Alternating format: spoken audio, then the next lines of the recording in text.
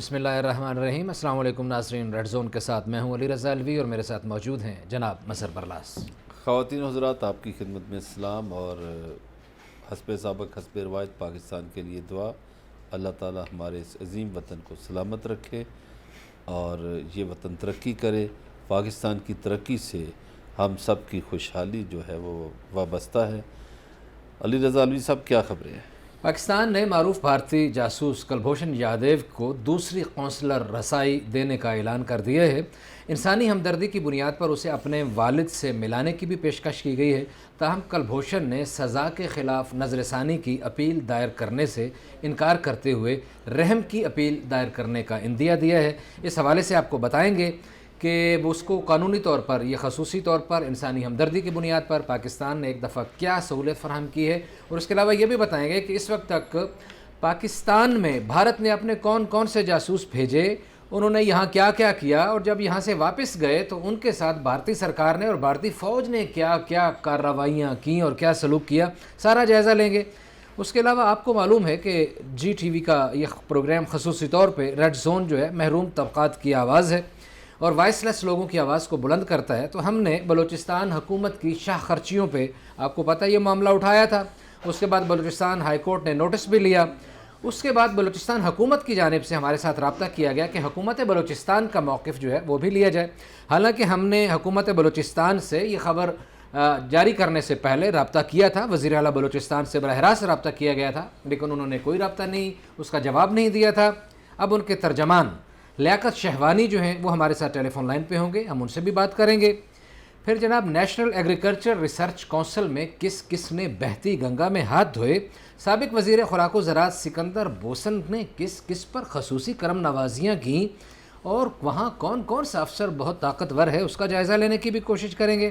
اور ایک اچھی خبر بھی ہے کہ عالمی رینکنگ میں پاکستانی یونیورسٹیوں کی عزت اور قد کاٹ اور نمبر جو ہے بڑھ رہا ہے، اس پہ بھی بات کریں گے۔ لیکن سب سے پہلے کلبھوشن یادیو، جناب مظہر برلاس صاحب، آج پاکستان نے ایک بار پھر انسانی ہمدردی کی بنیاد پہ کلبھوشن یادیو کو کہا ہے کہ جناب پیشکش کی ہے کہ آپ کو رسائی دینے کے لیے ہم تیار ہیں۔ R D G South Asia Zahid Hafeez Sheikh اور additional attorney general Ahmed Irfan کی مشترکہ پریس کانفرنس تھی، اس میں فارن آفس میں، اور اس کے بعد یہ بات کی گئی ہے۔ اس سے پھر اگلی بات کی طرف بڑھتے ہیں۔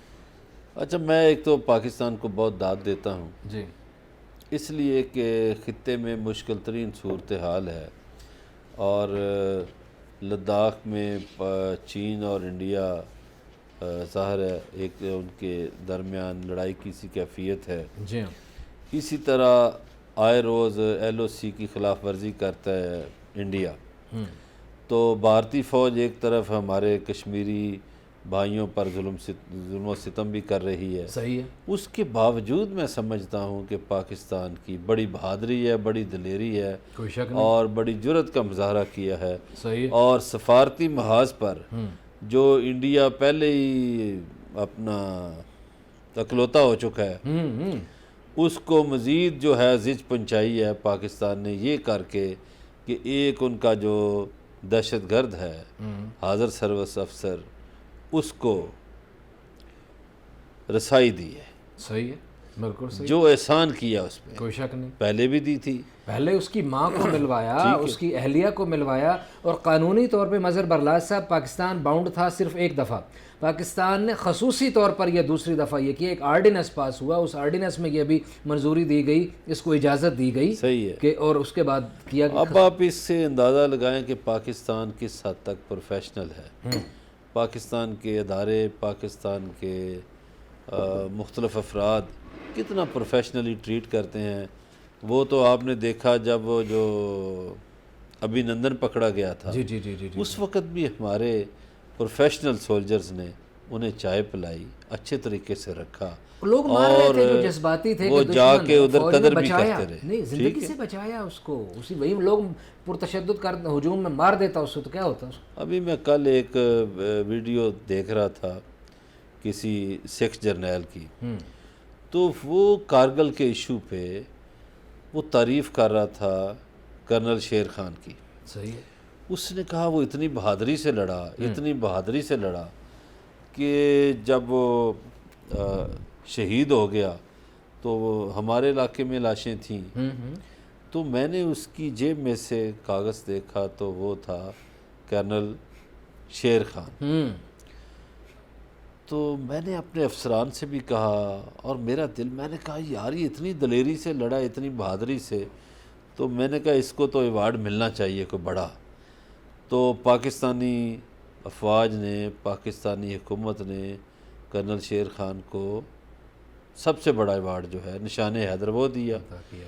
تو اس نے پھر یہ کہا، اب یہ وہ انڈین جرنیل کہہ رہا ہے کہ پاکستانی فوج اور انڈین فوج میں فرق یہ ہے کہ پاکستانی فوج جو دلیر ان کا افسر ہوتا ہے اس کو اعزاز تمغہ پورا دیتی ہے اس حساب سے جو جتنی دلیری ہو، اور انڈین فوج میں یہ مسئلہ ہے کہ وہاں دلیری کا مظاہرہ کوئی کرتا ہے ایوارڈ کسی کو مل جاتا ہے، اور یہ ایک سفارشی مافیا وہاں جو ہے وہ فوج میں بھی ہے، تو ایک بدقسمتی کی بات کر رہے تھے۔ تو ہمارے ادارے، یہ مثال اس لیے دیے کہ ہمارے ادارے مزہ آیا نا، مزہ آیا کہ دشمن بھی جب آپ کی بہادری کی تعریف کرے مظہر برلاس صاحب تو سینہ چوڑا ہوتا ہے نا، اپنی فوج پہ ناز بڑھتا ہے نا۔ تو اب ہم ادھر لداخ میں جو بہادری انڈیا نے دکھائی ہے اس کی کیا تعریف کریں؟ نہیں وہ تو ان کے اپنے کر رہے ہیں۔ اچھا اس میں ایک قانونی پہلو پہ بھی تھوڑا سا بتا دیں ناظرین کو، آپ کو تو پتہ ہے کہ پاکستان نے یہ طے کیا ہے کہ اب بھارتی وکیل آئیں گے، وہ ادھر آ کے رابطہ کریں گے، کلبھوشن سے سارا معاملہ دیکھیں گے، لیکن as per the rule of law پاکستانی وکیل انڈیا میں وکالت نہیں کر سکتا، انڈیا کا وکیل پاکستان میں آ کے مقدمہ نہیں لڑ سکتا۔ تو اس کو مقصد یہی ہے کونسل رسائی کا کہ پاکستانی وکیل جس پہ وہ اعتماد کا اظہار کریں گے وہ اس کا مقدمہ لڑے گا، لیکن یہ پنگا نیا کر رہے ہیں۔ سزا کے بعد آرمی چیف سے یہ اپیل کر سکتا تھا، یہ آرمی چیف سے اپیل کرنے کے بجائے بھارت جو ہے عالمی عدالت انصاف میں چلا گیا، اور ابھی دوبارہ پھر یہ بات کر رہے ہیں کہ ہم اس کو پٹیشن کو ریویو کرنے کی بجائے ہم رحم کی اپیل پہ جائیں گے۔ قانونی طور پر بھائی جب تک آپ کا مقدمہ ایک کسی کنارے نہیں لگ جاتا آپ رحم کی اپیل کر ہی نہیں سکتے، یہ پھر ڈرامے بازی کر رہے ہیں۔ اور پھر رحم کی اپیل بھی آپ کو پاکستان سے کرنی پڑے گی، نیچرل ہے، نہیں وہ کریں گے، پاکستان سے کریں گے، لیکن عالمی عدالت بھی تو پاکستان سے کہے گی نا۔ یس جی کہ مہربانی، اگر آپ عالمی عدالت میں جاتے ہیں اور عالمی عدالت اگر آپ کے حق میں بات کر دیتی ہے، جی ہاں، ویسے تو یہ ہے کہ آپ کے حق میں بات اس لیے نہیں ہو سکتی کہ آپ رنگے ہاتھوں پکڑے گئے، آپ کے سارے پاسپورٹ، سارے ڈاکومنٹ، ساری چیزیں پکڑی گئیں، صحیح ہے۔ تو لیکن میرا خیال ہے کہ وہ، میرا خیال ہے چھٹی حص کہہ رہی ہے، یہ خیال ہے کہ بالآخر یہ جو کلبھوشن یادو ہے نا یہ رحم کی اپیل کی طرف جائے گا، اور اس کی بیوی بچے اس کو، اس کی والدہ سمجھائیں گی کہ چلو جو ہونا تھا ہو گیا، اپنی زندگی بچاؤ بیٹا، تو اور والد کو بھی ملنے کی اجازت ہے، ہاں اور واپس آ جاؤ۔ تو میرا خیال ہے یہ رحم کی اپیل کرے گا کہ مجھے زندگی میری بخش دی جائے۔ واپس آنے والے کی بات کی ہے تو اگر آپ اجازت دیں تو تھوڑا سا میں بتاؤں کہ جو جاسوس یہاں آئے انہوں نے یہاں کیا کیا کیا اور پھر واپس گئے تو بھارت نے ان کے ساتھ کیا کیا کیا، ایک دو جملے۔ یہ جناب پاکستان میں پچھلے 4 اشروں میں کوئی درجنوں بھارتی جاسوس آئے، جن میں سے کچھ کو یہاں سزائے موت دی گئی، کچھ سزا کاٹ کے واپس چلے گئے، کچھ کو انسانی ہمدردی کی بنیاد پہ کیا گیا۔ تو 2-4 کا میں نے کہا آپ کو بتا دوں کہ ناظرین کو، سربجیت سنگھ اگست 90 میں گرفتار ہوا۔ بھارت تو کہتا تھا کہ یہ نشئی ہے، لیکن یہ پاکستان میں فیصل آباد، ملتان اور لاہور کے دھماکوں میں ملوث تھا اور اس پہ مقدمہ چلایا گیا اور اسے سزائے موت دی گئی۔ پھر مشرف کے زمانے میں ایک معاملہ تھا، اس کے معاملے میں بڑی تحریک اٹھی کہ شاید اس کو واپس بھیج دیا جائے۔ تو 2013 میں کوٹ لکھپت جیل میں اس نے کچھ اس طرح کی کوئی معاملات کیے، کوئی بکواس بازی کی ہوگی پاکستان کے خلاف یا کوئی، تو وہاں کچھ قیدیوں نے اس کے اوپر تشدد کیا اور یہ جاں بار نہ ہو سکا اور یہ مارا گیا۔ پھر اس کی میت واپس کی گئی اور وہاں اس کی میت کو بڑا استقبال کیا گیا اور اس کو اعزاز بھی نوازا گیا۔ یہ کشمیر سنگھ تھا جی، 1973 میں گرفتار ہوا، 35 برس پاکستان میں رہا، 2008 میں رہا کیا گیا اور پاکستان میں یہ کہتا تھا میں بے قصور ہوں جی، میرے ساتھ زیادتی ہوئی ہے، لیکن یہ ایسا ڈھیٹ ہے کہ جب اس کو سزا کاٹ کے واپس پہنچا تو بڑے فخر سے کہتا تھا میں پاکستان میں جاسوسی کے لیے گیا ہوا تھا، وہاں جا کے اس نے اعتراف کیا۔ پھر ایک اور جی کشمیر سنگھ صاحب، یہ 1973 میں گرفتار ہوا، 35 برس پاکستان میں رہا اور اس کے بعد اس نے اعتراف کیا، اس کی بات کی۔ رویندرا کوشک، یہ اداکار صاحب تھے، یہ کوئی اس طرح کی ماڈلنگ شاڈلنگ کرتے تھے. یہ یہاں آیا, 25 برس پاکستان میں رہا, نبی احمد شاکر کے نام سے پاکستان میں آیا, مسلمانوں والے سارے معاملات اس کے کلیئر تھے, خطرے وطنے کروا کے آیا, اور پاکستان میں اس نے شادی کی, پاکستان میں اس کا بچہ پیدا ہوا, کراچی یونیورسٹی میں اس نے داخلہ لیا, اور فوج میں, ہماری فوج میں کلرک کے طور پر بھرتی ہوا, میجر کے رینک تک ترقی کی. پھر اس کے ساتھ رابطے کے لیے بھارت نے ایک اور میجر رینک کا کوئی افسر بھیجا, جاسوس. اس کے بعد یہ پکڑا گیا اور اس کو 2001 میں یہ ایک تک جیل میں رہا, اور اس کے بعد یہ پھر ایک اور تھا جی راجہ راج, یہ 2004 میں لاہور میں پہنچتے ہی پکڑا گیا. یہ ایسا پہلا جاسوس تھا جو آتے ہی پکڑا گیا, اس کو 6 سال قید کاٹی, پھر واپس گیا, اور جب واپس گیا تو بھارت نے اس کو اپنا جاسوس ماننے سے بھی انکار کر دیا, اور حالانکہ وہ کہتا ہے کہ میں 18 سال بھارت کے لیے جاسوسی کرتا رہا ہوں ان کے اداروں کے لیے. پھر ایک سربجیت سنگھ 30 برس پاکستان کی جیلوں میں گزارے, 2012 سے کوٹ لکھپت سے رہا ہوا, اور کشمیر سنگھ کے برعکس اس کا کسی نے کوئی استقبال نہیں کیا. اور را کے ایجنٹ جو ہے وہ کہتا ہے میں را کا ایجنٹ تھا, را کا ایجنٹ ہونے کا ثبوت یہ ہے کہ میری فیملی کو را جو ہے 150 روپیہ ماہانہ وظیفہ دیتی تھی. ایک اور تھا جی گربخش رام, 2006 میں 19 دوسرے بھارتیوں کے ہمراہ اس کو رہائی ملی, اور گربخش رام جو ہے پاکستان میں شوکت علی کے نام سے کام کرتا رہا, 18 برس جیل کاٹی. وہ بھارت جو ہے واپس جا رہا تھا اپنی کارروائی کے بعد تو ہمارے ہاتھوں لگ گیا, ہماری فوج کے ہاتھوں, اور یہ پکڑا گیا تھا. پھر ایک اور تھا جی ونود ساتھی, اچھا اس کو بھی 97 میں یہ اس کو پکڑا گیا, 11 برس جیل میں رہا, 77 میں پکڑا گیا, 11 سال جیل میں رہا, 88 میں رہائی ملی. یہ ایک ٹیکسی ڈرائیور تھا, اس کو وہاں سے ادھر بھیجا گیا, اور اب یہ جموں ایکس سلیوت ایسوسیشن نام کی ایک تنظیم چلا رہا ہے. اور اس کے واپس جانے کے بعد بھی بھارت نے اس کو اون کرنے سے انکار کر دیا. یہ تو تھی ماضی کی بات, اور ابھی جو ابھی نندن چائے پی کے گیا تھا اس کے ساتھ جو ہوا وہ آپ فرما دیجئے گا. نہیں, ابھی نندن تو دیکھیں ایک پائلٹ تھا, یہ جاسوس تھے, یہ جاسوس تھے. ہاں میں ایک اور جاسوس کی بات کرتا ہوں, دیکھیں ریوارڈ بھی ملتا ہے. یہ جو بھارت کا اس وقت قومی سلامتی کا مشیر ہے اجیت کمار دوول, یہ جاسوس تھا, اور اس نے لاہور میں کوئی 8-10 سال گزارے, اور یہ جادوگر, شکل سے تو جادوگر ہی لگتا ہے, تو یہ نجومی ناگی بن کے نا بیٹھا ہوا تھا. یہ داتا صاحب والی جو گلی ہے نا بازار, اس میں اس نے جناب اپنا محبوب آپ کے قدموں میں اور اس طرح کی چیزیں کر کے, اور رزق آ تو جائے یہ گا, پامسٹ بنا ہوا تھا, تو اس نے وہاں 8-10 سال گزارے. اور بقول را کے یا ان کے کہ اس نے اپنا مشن جو تھا وہ مکمل کیا, اور ابھی وہ اتنا اہم ہے کہ بھارت کی قومی سلامتی کا مشیر ہے. ساری جو را اور دیگر ایجنسیاں اس کو جواب دہ ہیں. اس نے کیا کیا, یہ جو اجیت کمار دوول ہے یہ پاکستان کا بڑا دشمن ہے, اور ایک تو انڈیا کے بڑھاوے کے لیے یہ بڑے کھیل سے جاتا رہتا ہے. مثلا اس نے کشمیر میں یہ مفتی سعید وغیرہ پیدا کیے کہ فاروق عبداللہ سے جان چھوٹے تو یہ نئی ہم قیادت پیدا کر دیتے ہیں. اسی طرح اس نے بنگلہ دیش, نیپال, بھوٹان کے لیے کھیل سجائے, سری لنکا کے لیے سجائے. پاکستان میں اس نے کراچی میں کھیل کھیلنے کی کوشش کی, صحیح ہے, پھر اس نے بلوچستان میں کھیل کھیلنے کی کوشش کی, اور افغانستان میں اس نے راہ کے اڈے بنائے. صحیح. تو اب اس کا یہ کھیل سارا اس پہ پانی پھر گیا, حالات نے پانی پھیر دیا ہے. اب وہ دلی میں اس کی بےزتی ہوتی ہے, ہر دوسرے اجلاس میں اجیت کمار دوول کو بےعزت کیا جاتا ہے کہ کدھر گئے تمہارے منصوبے, اتنے پیسے لگا دیے, انڈیا کا پیسہ لگ گیا, کیا ہوا, ادھر چائنا سے تو مار کھا کے آ گئے. ایسے ہی ہے جی, بدنیتی پہ مبنی جو پروگرامز تھے وہ سارے کے سارے زہر خاک و خون کا نشانہ بن گئے, اور آج یقیناً وہ ذلیل و خوار ہوں گے, اور جو خاص طور پر پاکستانیوں کے خلاف اور پاکستان کے خلاف اور ایک پرامن ملک کے خلاف اور ایک پرامن ہمسائے کے خلاف بدنیتی پہ مبنی پلاننگز کریں گے, ذلیل و خوار تو یقیناً ہوں گے. بات چیت کا سلسلہ جاری ہے, ہمارے ساتھ رہیے گا, ملتے ہیں ایک بریک کے بعد.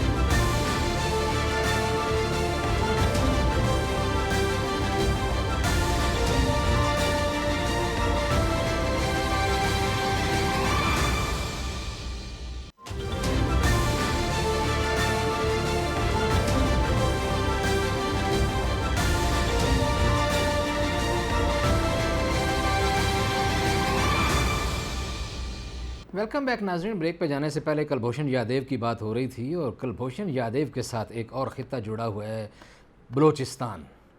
कुलभूषण यादव बलूचिस्तान में अमन बदअमनी फैलाने के लिए और नफ़रतें बढ़ाने के लिए और धमाके कराने के लिए और पता नहीं किस किस एजेंडे के तहत किस लिबादे में यहाँ आया था। अब हम बलूचिस्तान की बात करते हैं। आपको मालूम है कि हमने बलूचिस्तान का एक मामला उठाया था जिसमें वज़ीर आला बलूचिस्तान और हुकूमत बलूचिस्तान की शाह खर्चियों का मामला उठाया गया था। एक जेट तैयारा जो बीमार है और जर्मनी में ज़ेर इलाज है उसकी बात की गई थी और कुछ एयर एम्बुलेंस की ख़रीदारी की भी बात हुई थी, जिसके बाद बलूचिस्तान हाई कोर्ट ने नोटिस भी लिया। हुकूमत बलूचिस्तान के नुमाइंदे जनाब लियाकत शहवानी हमारे साथ टेलीफोन लाइन पे मौजूद हैं। जनाब लियाकत शहवानी साहब, मैं आपको अपने प्रोग्राम में खुश आमदीद कहता हूँ। जी, बड़ी नवाजिश अली रज़ा भाई। लियाकत शहवानी साहब, आपका शिकवा था कि हुकूमत बलूचिस्तान का जो है वो मौक़िफ़ नहीं लिया गया इस खबर के बारे में। हमने आपको बताया था कि हमने आपके वज़ीर आला से सबसे पहले रब्ता किया था जाम कमाल साहब से, और उन्होंने उस सारी ख़बरों को देखा भी सही, पढ़ा भी सही, लेकिन उन्होंने जवाब देना गवारा नहीं किया था।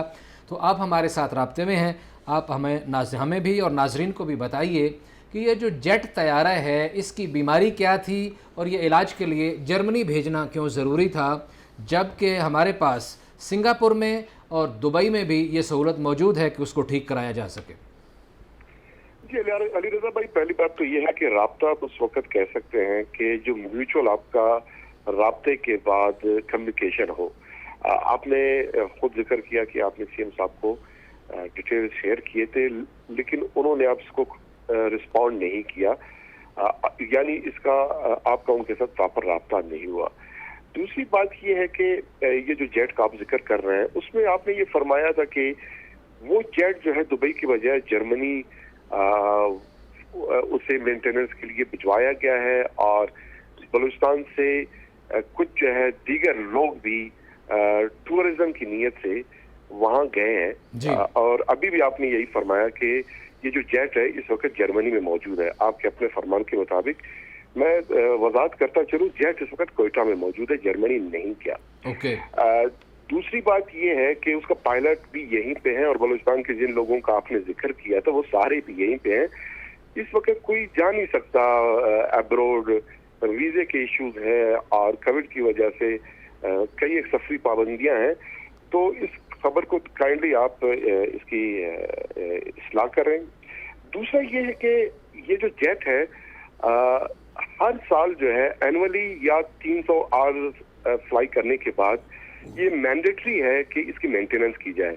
गुज़िश्ता 8 सालों से एनुअली बेसिस पे दुबई में इसकी मेंटेनेंस की जाती रही है और 8 साल बाद ये SOP है, प्रोटोकॉल है। ये अमेरिकन एक कंपनी है बम्बार्डियन, ये उस कंपनी की जेट है, लियर जेट 45 कहते हैं इसको। 8 ईयर बाद जो है मेजर मेंटेनेंस के लिए इस पे ज्यादा थोड़े एक्सपेंडिचर आते हैं। तो इस सिलसिले में बलूचिस्तान गवर्नमेंट ने कोटेशन जो फ्लोट किया उसके मुताबिक जो दुबई है वो $3,43,000 एक्सपेंडिचर का वो डिमांड कर रहे हैं, जबकि जर्मनी ने $2,43,000 में मेंटेनेंस का जो है उन्होंने हामी भरा है।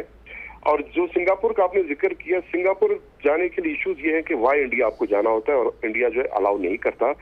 तो इसलिए दुबई करीब तो जरूर है, लेकिन वहाँ $1,00,000 जो है बलूचिस्तान गवर्नमेंट को ज्यादा पे करना पड़ेगा। इसलिए ये जो हमारी समरी है अप्रूवल की आई है सीएम साहब के पास, तो $1,00,000 बचाने के लिए हम जर्मनी ये जहाज जो है मेंटेनेंस के लिए भिजवा रहे हैं और इसमें सिर्फ पायलट होगा, जो क्रू का अमला है वो जाएगा और इसमें कोई और शख्स नहीं जाएगा। ये मेरी तरफ से आपको जो गारंटी है।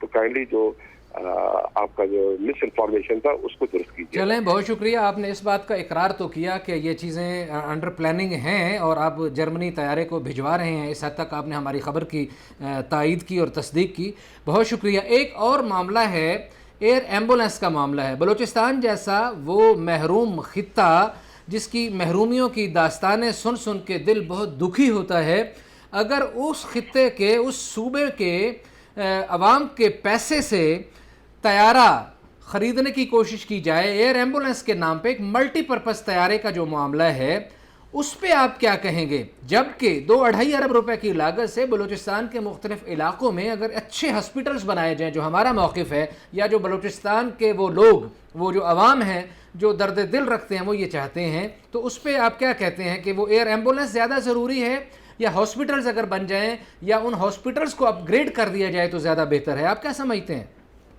جی ہاسپٹلز اپ گریڈ بھی ہو رہے ہیں، اوور آل جو ہے ہیلتھ پلان ڈیولپمنٹ کا جو بجٹ ہے اس کو 32% اس پہ اضافہ کیا گیا ہے. مجموعی بجٹ کا جو ہے 10.40% جو ہے وہ ہم نے ایلوکیٹ کیا ہے ایئر ڈپارٹمنٹ کے لیے. بلوچستان کی تاریخ کا پہلا کینسر ہاسپٹل، اس کی گراؤنڈ بریکنگ سرمنی ہو چکی ہے اور ٹینڈرنگ پروسیس کا آغاز کیا. پہلا ڈینٹل کالج جو ہے وہ بھی ہم اسٹیبلش کر رہے ہیں، اور اسی طرح 8 DHQ اسپتالوں کو ہم ٹیچنگ کا درجہ بھی دے رہے ہیں. اور اس کے علاوہ جو ہے بلوچستان کے تمام ڈویژنز میں جو ہے لیبز، موبائل لیب وہ ہم نے پروکیور کیے ہوئے ہیں. 50 سے زائد ایمبولینس پچھلے سال ہم نے ہاسپٹلس کو فراہم کیے. بلوچستان کی تاریخ میں پہلی بار جو ہمارا نیشنل ہائی وے ہے وہاں پہ 8 میڈیکل ایمرجنسی رسپانس سینٹر ہم اسٹیبلش کر چکے ہیں فرسٹ فیز میں، اور دوسرے فیز میں 16 مزید ہم اسٹیبلش کر رہے ہیں. کڈنی سینٹر ہم بنا رہے ہیں. 116 ایسے BHUs جو کنسٹرکٹ تو ہو چکے تھے لیکن ان کے لیے حملہ اور ایلوکیشن نہیں کیے گئے تھے. 116 ملین اس کے لیے ریلیز کیے جا چکے ہیں. آپ کے 16 جو تحصیلیں ہیں وہاں پر کڈنی ڈائلسس مشینیں وہ ہم نے فراہم کی ہیں. 5 نئے ہاسپٹل جو ہے بنائے ہیں، کچھ ہم نے اس میں ریویمپ کیے ہیں. اور اسی طرح شیوانی صاحب بلوچستان کے دور سنیں آخری ایک نظر بھائی، بلوچستان کے دور دراز 4 ڈسٹرکٹس میں ہم نے ٹیلی میڈیسن فیسلٹی کا آغاز کیا ہے، اور اس سال جو ہے 400 ملین ہم ایلوکیٹ ہم نے کیا ہے. پورے بلوچستان کے جو BHUs ہیں دور دراز وہاں ٹیلی میڈیسن کی سہولت ہوگی، اور ہمارے دور دراز کے لوگ جو ہیں پیشنٹس وہ کوئٹہ، کراچی، اسلام آباد، لاہور یا ایبروڈ جو ڈاکٹر بیٹھے ہیں وہ ویڈیو لنک کے ذریعے ان کے ڈائگنوز ہوں گے اور میڈیسن پرسکرائب ہوں گے. تو مجموعی طور پہ آپ جو ہمارے 3 میڈیکل کالجز ہیں بلوچستان کے اس کے لیے ہم نے ایلوکیشن کی ہے، اور صرف جو ہے 1266 نئی آسامیاں ہم نے اس سال رکھی ہیں. 468 نئی آسامیاں میڈیکل ایجوکیشن کے لیے الگ سے مختص کی ہیں. تو گزارش یہ ہے کہ ان سب کے ساتھ ساتھ 8 بلین روپیز کووڈ کی مد میں فیڈرل گورنمنٹ نے چونکہ کمٹمنٹ کیا ہے، تو اس سلسلے میں یہ بھی بڑا ضروری ہے کہ بلوچستان جغرافیکلی وہ آدھا پاکستان ہے، اور کوئی پیشنٹ اگر گوادر میں اس کو ایمرجنسی لاحق ہوتی ہے تو کوئٹہ تک اس کو پہنچانے میں بائی روڈ جو ہے کوئی 12-14 گھنٹے لگ سکتے ہیں. اسی طرح جوب سے یا لورالائی سے دور دراز ایریا سے. تو ہیومن لائفز کا یہ مسئلہ ہے، لوگوں کے لیے یہ ایک کنسیپٹ تھی، ابھی اس پہ مکمل عمل درآمد ہوا بھی نہیں. یہ کنسیپٹ تھا کہ بلوچستان کے پاس ایٹ لیسٹ ایک ایئر ایمبولینس اس لیے ہونی چاہیے کہ ایمرجنسی کسی پیشنٹ کو لاحق ہو سکتی. اس سے قبل بھی ایک نارمل روٹین میں آپ کے ساتھ شیئر کرتا چلوں کہ بلوچستان میں شیوانی صاحب ایمرجنسی آئی ہے ہمارے مظہر بھائی، آپ میڈیا کے حوالے سے میں ہمارے پچھلے سال ایک کوئٹہ میں بم دھماکے میں ہمارے میڈیا کے جو کچھ رپورٹرز ہیں، ایک رپورٹر بڑا وہ شدید زخمی ہوئے. تو جس جیٹ کا آپ ذکر کر رہے ہیں کہ جرمنی میں کھڑی ہے، جو میں نے کہا کہ کوئٹہ میں ہے CM صاحب کا جیٹ، اس میں جو ہے ہم نے اسے کراچی پہنچایا اس میڈیا پرسن کو. اور اس طرح کے ایمرجنسیز میں ہمیشہ جو CM صاحب کا جیٹ ہے وہ پورے بلوچستان کے بڑی اچھی بات ہے. شیوانی صاحب، اور اسی سلسلے میں شیوانی صاحب گزارش سنیے.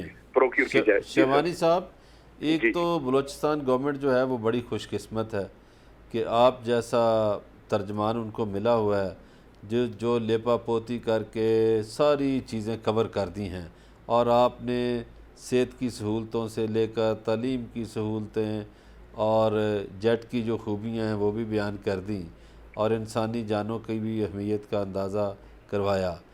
تو یہ جو لوگوں کی باتیں ہوتی ہیں یہ بھی آپ سنتے ہیں.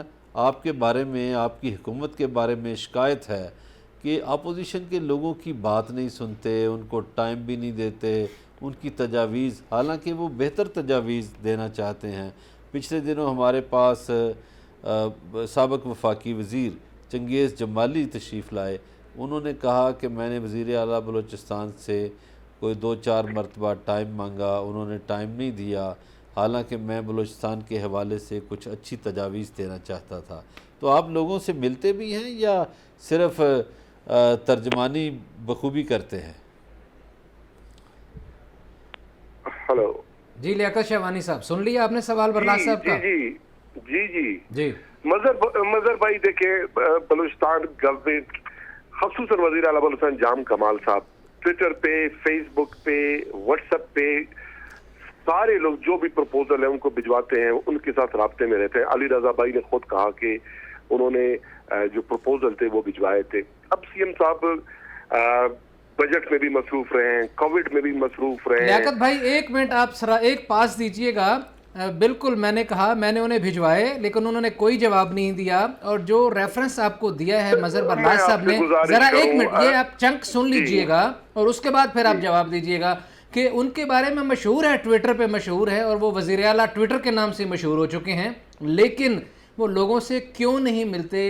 یہ ایک سوال اٹھایا گیا ایک وفاقی وزیر کی طرف سے اور سابق وزیر اعلیٰ بلوچستان کے بیٹے کی طرف سے۔ ذرا یہ سن لیجیے، ہمارے شو کا کلپ ہے، اس کے بعد پھر آپ سے بات کرتے ہیں۔ صاحب ماشاءاللہ بڑے شریف اور محنتی آدمی ہیں، باقی جہاں تک ایڈمنسٹریشن کی چیزیں ہیں میں سمجھتا ہوں کہ ان کو ابھی سال ڈیڑھ ہوا ہے، امید رکھتے ہیں کہ اگلے جو 2-2.5 سال 3 سال ان کے ہیں اس میں فردر اپنا خاص طور پہ جو میگا پروجیکٹس ہیں ان کو بھی آئیڈینٹیفائی کیا جائے، اور جو ہیلتھ، ایجوکیشن، صاف پانی پینے کا ہے، اس قسم کی اسکیموں کو بھی وہ بوسٹ اپ کریں۔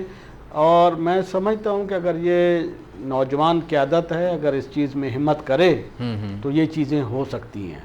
لیکن میں آج ان سے گلہ بھی کروں گا کہ 3-4 دفعہ میں گیا ہوں، جام صاحب مجھے پتہ ملتے کیوں نہیں ہیں، میں سمجھ نہیں آئی مجھے اس بات کا، لیکن میں پھر بھی پر امید ہوں۔ جی وہ کہہ رہے ہیں میں 3-4 بار ملنے گیا، ایک بار بھی نہیں، 3-4 بار ملنے گیا اور جام صاحب ملتے نہیں ہیں، یہ سمجھ نہیں آئی۔ ذرا مختصر جواب دیجئے پھر بریک پہ بھی جانا ہے۔ وہ جی جیسے کہ چنگیز جمالی صاحب قابل احترام ہے، آج بھی انہی کی فیملی سے تعلق رکھنے والے ہمارے ایم پی ہیں جان محمد جمالی صاحب، آج وہ آئے تھے، تشریف لائے تھے سی ایم سیکریٹریٹ، انہوں نے ملاقات کی سی ایم صاحب کے ساتھ، بوتانی صاحب تشریف لائے۔ ہمارے جتنے بھی نمائندگان ہیں وقتاً فوقتاً وہ ایک سکیجول کے مطابق لوگ آتے ہیں جاتے ہیں۔ آج سی ایم صاحب خود نواکلی میں گئے تھے، انوڑک گئے تھے، لوگوں کے پاس جاتے ہیں، لوگوں سے ملتے ہیں، لوگوں کو رسپونڈ کرتے ہیں۔ اور جمالی صاحب کا جو شکوہ ہے سرانگوں پہ، وہ بجٹ کے دوران انہوں نے ملاقات کی کوشش کی ہوگی، اور بجٹ کے دوران آپ کو پتا ہے کہ سی ایم صاحب صبح 8 بجے سے رات 3-4 بجے تک وہ جو ہے پورا بجٹ کو جو ہے ڈیزائن کرنے، یہ پاسٹ کے سی ایمز کی طرح نہیں ہے۔ جام کمال صاحب کے ڈپارٹمنٹ میں فائنانس پی این ڈی نے کاپی پیسٹ کیا سابق بجٹ کے مطابق، تھوڑا اس میں تبدیلی لا کے رکھ دیا اور سی ایم صاحب نے اپروو کیا، ایسا نہیں۔ سی ایم صاحب ایک ایک اسکیم کو، ایک ایک اینٹ کو، ایک ایک روپے کے اسکیم کو وہ دیکھتے رہے اور اس کو ڈیزائن کرتے رہے، اس وجہ سے وہ مصروف رہے ہوں گے۔ اور آج آپ کی میڈیا نے خود یہ سارا چلایا ہے ویژول، سی ایم صاحب پبلک میں بیٹھ کے انہوں نے پریس کانفرنس کی، میڈیا ٹاک کیا ہے، اور جتنے بھی اسکیمات ہیں اس کے حوالے سے انہوں نے خود جو ہے ڈیٹیل شیئر کیے ہیں۔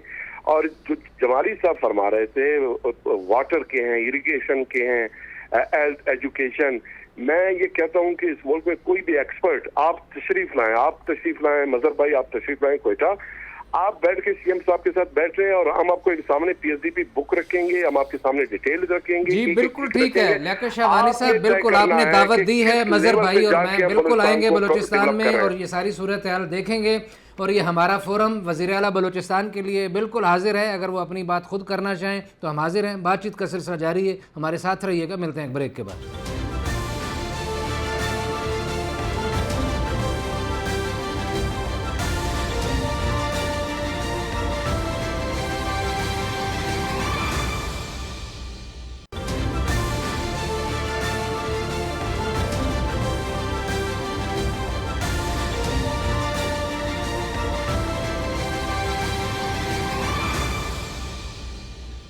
ویلکم بیک ناظرین، بریک پہ جانے سے پہلے بات ہو رہی تھی بلوچستان کی، لیکن یہاں پاکستان کا المیہ یہ رہا ہے کہ جس کو جتنا بھی اختیار ملا اس نے اس میں سے زیادہ ہی استعمال کرنے کی کوشش کی۔ ماضی میں بھی ایک اختیارات کا سرچشمہ تھے جناب سکندر بھوسن، اور وہ وزیر خوراک و زراعت تھے۔